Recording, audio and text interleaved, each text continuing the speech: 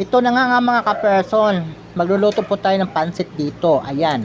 Ang tawag po sa amin dyan sa Bisaya is pansit Mickey mga ka-person. Anong tawag sa inyo yan dito? Ayan.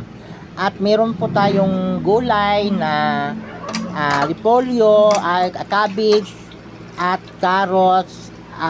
Siguro meron po tayong sayote at bagyo beans. At mga ka-person, ang tawag sa inyong gulay din na ito, ayan, hindi ko po kasi kilala yan comment niyo lang po mga ka-person. At meron tayong bawang at sibuyas. At syempre, meron tayong pangsahog na atay dyan, ayan.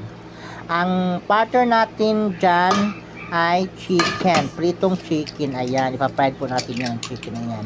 Ilalagay po ng itlog mga ka-person at ilamas-lamas pa natin dyan. Dagdag sarap din yan mga ka-person. Kaluka. Ayan.